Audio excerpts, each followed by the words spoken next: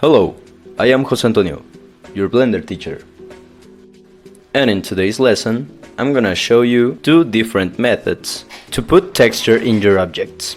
The first method I'm gonna show you is called image texturing. With this method, we use an image to wrap around our objects. So the first thing I'm gonna do is delete the default cube and then bring up a UV sphere.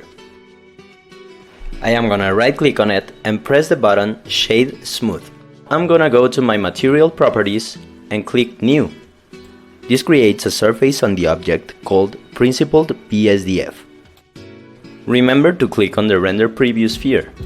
So now we can see our Principled BSDF working. As you can see, every property has a little dot by its side. I'm gonna click on the base color dot, the yellow one, and then I'll click on the image texture. Now, our object has turned black. This means it's ready for us to put an image on it.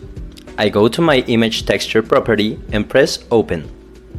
Now I just simply have to search in my computer the image I want to use. In this case, I'm gonna use an earth image. And as you can see, it wraps around perfectly in our sphere. Now, I really like how this is looking, but I'm gonna change some things in the shading tab. That is right here. It might be a little scary, but don't worry. We are just gonna focus on these three panels right here. We are gonna turn on the render preview sphere again, here. As you can see in our panel down here, we have three nodes. The green one is the Principled BSDF, and the orange one is the image texture.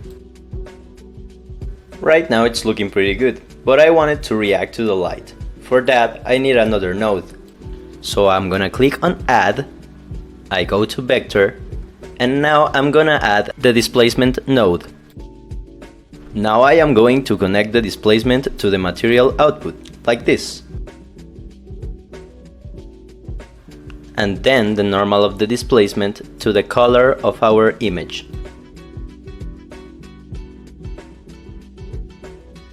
You can move around in this panel by pressing the wheel of your mouse. Also, you can use the wheel of your mouse to zoom in and zoom out.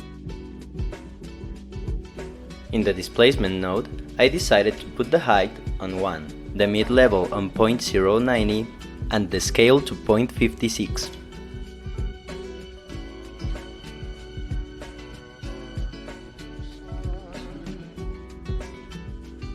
Finally, I'm gonna make a little trick here. I am gonna connect the color of my image to my roughness.